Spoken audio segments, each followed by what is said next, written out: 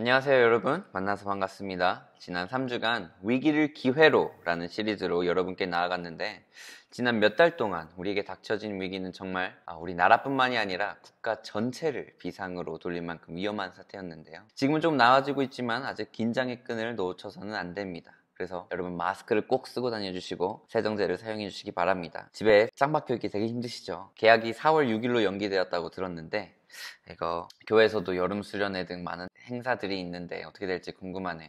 우리 고3들은 어떻게 합니까? 아무튼 우리가 집중해야 할 것은 바로 하나님을 의지하는 것이고, 하나님 앞에 기도로 앞서 나아간다고 믿습니다. 위기를 그대로 두면 위기지만 위기를 기회로 만들 수 있습니다. 오늘 본문 한번 같이 읽어보도록 하겠습니다. 요한복음 5장입니다. 1절부터 9절 다 같이 한번 읽어볼게요. 시작. 그 후에 유대인의 명절이 되어 예수께서 예루살렘에 올라가시니라. 예루살렘에 있는 양문 곁에 히브리 말로 베데스다라는 하는 못이 있는데, 거기에 행각 5이 있고 그 안에 많은 병자, 맹인, 다리 젖는 사람, 혈기 많은 사람들이 누워 물의 움직임을 기다리니, 이는 천사가 가끔 못에 내려와 물을 움직이게 하는데, 움직인 후에 먼저 들어가는 자는 어떤 병에 걸렸든지 낫게 되밀어라. 거기 38해 된 병자가 있더라. 예수께서 그 누운 것을 보시고 병이 벌써 오래된 줄 아시고 이르시되, 네가 낫고자 하느냐? 병자가 대답하되, 주여, 물이 움직일 때 나를 못에 넣어주는 사람이 없어. 내가 가는 동안에 다른 사람이 먼저 내려가나이다. 예수께서 이르시되, 일어나 네 자리를 들고 걸어가라 하시니, 그 사람이 곧 나아서 자리를 들고 걸어가니라. 이날은 안식일이니. 아멘. 여러분, breakthrough라는 단어가 있습니다. 이 말은 바로 돌파라는 단어인데요. 이 단어를 쉽게 하려면 이 단어가 2개의 합성어인데 그 하나하나의 뜻을 알면 알기 쉽습니다. 자, break는 부수다라는 뜻이고 through는 통과하다라는 뜻이죠. 자, 이게 이번 주 설교 디자인 포스터입니다. 이 breakthrough를 잘 표현하기 위해서 이렇게 만들었습니다. 이제 breakthrough라는 것은 어느 한 장벽이 있으면 그 벽을 break, 깨고 through, 통과하는 것이죠. 한마디로 장벽이 있으면 그냥 그 장벽을 깨고 돌파라는 뜻입니다. 여러분, 지금 이 상황이야말로 우리 안에서 어떠한 돌파가 이루어져야 할 때라고 믿습니다. 우리나라는 장벽 아래에 있어요. 도저히 부술 수 없을 것만 같은 큰 벽에 가로막혀 있습니다. 우리 학생들을 좀 보십시오. 개학이 5주 늦춰졌죠? 여름방학이 없을 수도 있을 것 같은 상황에 가로막혀 있고, 우리 고3들만 보세요. 수능 공부해야 되고 내신 관리해야 되는데 참담하고 막막하잖아요. 우리는 이 벽들을 돌파해야 됩니다. 그런데 이런 것은 우리가 그냥 환경의 돌파고, 그것뿐만 아니라 우리의 영적 돌파도 같이 이루어져야 됩니다. 한국교회가 살아나기 위해서는 이 영적인 돌파가 반드시 일어나야 됩니다. 영적인 돌파는 제가 3주차 때 자세히, 그리고 우리가 깊숙이 들어가 보기로 하고요. 일단은 우리의 상황적인 돌파구를 찾아보는 시간이 되었으면 합니다. 오늘 본문을 일단 다시 한번 볼게요. 본문은 예수님께서 예루살렘으로 유대인의 명절 때에 올라가셨을 때 이야기를 나누고 있는데, 예루살렘에 있는 양문에 베데스다라는 연못이 있었습니다. 그 안에 수많은 병자들이 모여 있었죠. 그 이유는 4절에 나옵니다. 이곳에 보지 못하는 자, 걷지 못하는 자, 병든 자들이 절망 가운데, 그리고 절대로 허물 수 없었던 벽을 깨고자 희망을 가지고 이곳에 모였던 거죠. 그 가운데는 이 벽을 38년 동안 돌파하지 못했던 병자도 있었습니다. 요한복음 5장 6절에 예수께서 그 누운 것을 보시고 병이 벌써 오래된 줄 아시고 이르시되, 네가 낫고자 하느냐? 라고 말하시죠. 예수님께서 이 누워있는 사람을 보셨습니다. 보자마자 이 사람이 여기 오래 있었구나 아십니다. 그리고 이분께 물어보십니다. 네가 낫고자 하느냐? 여러분이라면 무엇이라고 대답했을 것 같습니까? 이 상황에서 이 사람은 38년을 기다렸어요. 네가 낫고자 하느냐? 당연하죠. 제가 낫고자 원합니다. 그런데 이 병자의 대답을 한번 봅시다. 병자가 대답하되, 주여, 물이 움직일 때 나를 못에 넣어주는 사람이 없어. 내가 가는 동안에 다른 사람이 먼저 내려가나이다. 예수님은 분명히 네가 낫고자 원하느냐 질문하셨는데, 이 병자는 갑자기 다른 대답을 해요. 물이 움직일 때면 제가 나를 못에 넣어준 사람이 있어야 제가 나을 거라고 믿는데, 저는 항상 그 때를 놓칩니다 하면서 지금 자신이 처한 상황에 대한 핑계를 대고 있습니다. 제가 연못까지 가지를 못합니다 라고 상황을 보면서 낭망하고 있습니다. 이 사람이 알지 못한 건 그 생명의 물이 그를 직접 찾았다는 사실을 몰랐어요. 여러분, 지금 이 병자는 예수님이 물어보실 때 지금 자신의 상황에 대한 핑계거리를 대고 있어요. 우리의 돌파는 이 핑계가 멈출 때 일어납니다. 가끔 보면 우리 모습도 이래요. 네가 돌파를 원하냐? 하나님께서 물으실 때 우리는 어떻게 대답합니까? 하나님, 제가 지금 상황이 녹록지 않아서요. 제가 지금 돈이 없어요. 제가 지금 상황이.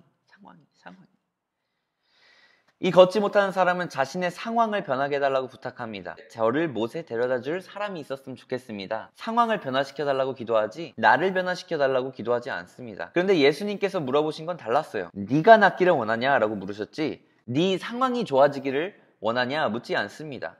예수님은 우리 상황보다 더 뛰어나고 더 가치 있는 것을 주시려고 하는데 우리는 지금 고작 닥쳐진 이 상황만 바꿔주길 원합니다. 이 병자는 자신을 못에 넣어주기만을 원하고 있는데 예수님은 이 사람 자체가 걸을 수 있도록 이 사람 자체를 치유해 주시길 원하는 거예요. 이 병자는 그것을 깨닫지 못한 겁니다. 네가 돌파하기를 원하냐? 돌파를 해주려고 물으시는 그 하나님께 우리는 제가 지금 이 상황 때문에 돌파를 못하고 있습니다. 핑계하는 꼴이 되는 거예요.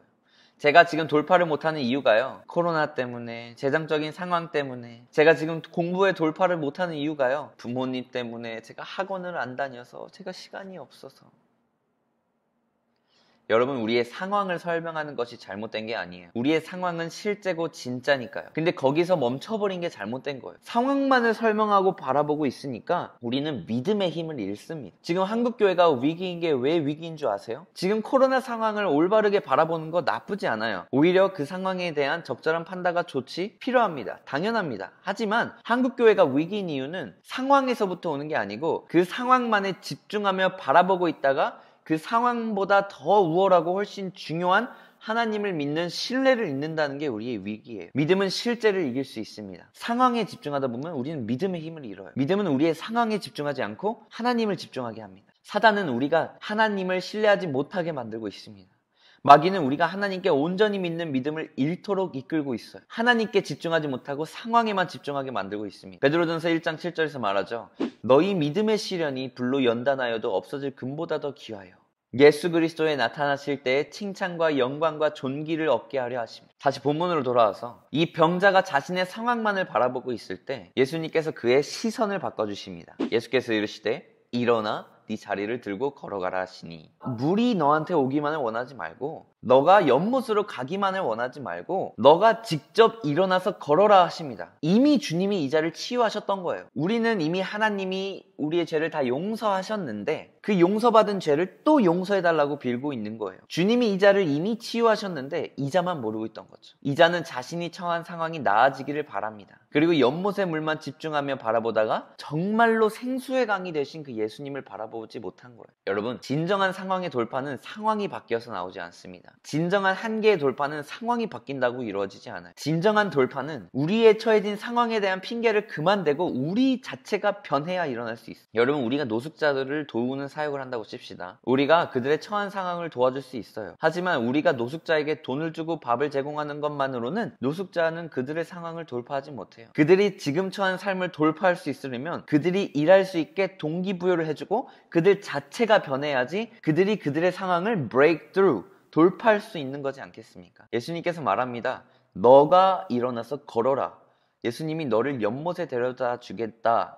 이렇게 말 안 합니다. 너를 도울 수 있는 사람을 옆에 붙여주겠다 안 합니다. 나는 너의 상황을 바꿔주지 않을 거야. 하지만 네가 일어나 걸어. 진정한 돌파는 상황이 아니라 너의 변화부터 시작된다. 이렇게 말씀하고 싶은 거예요. 우선 이 질문을 여쭤보고 싶습니다. 여러분, 우리가 왜 돌파해야 될까요? 그냥 이대로 살면 안 됩니까? 많은 사람들이 교회 오고 나서도 변화되고 싶지 않아요. 근데 웃긴 건 나는 바꾸고 싶지 않고 변화하기 싫은데 하나님이 우리 상황은 바꿔주길 원해요. 그러니까 정작 자신은 그냥 살던 대로 살고 싶어 합니다. 우리는 변화하고 돌파해야 됩니다. 돌파가 일어나기 원하지만 우리는 이렇게 생각할 때 있어요. 하나님의 은혜가 공짜니까 우리의 상황도 공짜로 변화시켜 주길 원해요. 내가 공부 안 해도 시험에 100점 맞게 해주길 원해요. 여러분, 시험 공부 100점 맞게 해달라고 기도하고 우리가 무작정 믿기만 하면 하나님이 시험 공부 아무렇게나 찍어도 100점 맞게 해주실까요? 아닙니다. 하나님은 우리가 시험을 100점 맞을 수 있는 씨앗을 주시고 집중력을 주시지 100점을 맞게 안 해줄 거예요. 하나님의 은혜는 공짜이고 주님의 구원은 우리가 값을 주고 살 수 없지만 구원은 하나님을 믿는 믿음으로만 살 수 있지만 우리가 상황에서의 돌파, 무언가를 얻으려면 그만한 대가 지불이 있어야 하는 거예요. 이 38년 동안 걷지 못했던 자는 자신의 상황만 바라보다가 일어나지도 못하고 돌파하지도 못했어요. 애초에 시도도 해보지도 않고 누군가가 와서 자기를 도와주기만을 바랬던 그 사람은 정작 자신이 이 돌파를 할 수 있는 능력이 자신에게 주어졌다는 것을 망각했습니다. 우리는 지금 상황을 바라보고 있습니까? 아니면 돌파할 의지를 가지고 있습니까? 하나님이 우리가 이런 상황에 처해질 수밖에 없게 만든 것은 우리가 돌파라고 만드신 걸 수도 있어요. 스스로 일어나라. 이제는 극복해라. 나는 이미 너가 이것을 극복할 힘을 주었다. 너는 그것을 믿는 믿음으로 나아가라. 이야기하시는 거예요. 여러분, 요셉의 돌파구는 감옥살이였습니다. 요셉이 상황만 바라보고 있다면 총독이 될 기회가 왔어도 남 탓하면서 상하 탓하면서 자신을 팔아버린 형들 탓하면서 그 기회를 놓쳐버렸을 거예요. 다니엘에게 돌파구는 사자굴이었습니다. 다니엘이 상황 탓만 했다면 결국 자신의 신념을 저버리고 결국 기도하기를 멈추고 목숨을 연명했겠죠.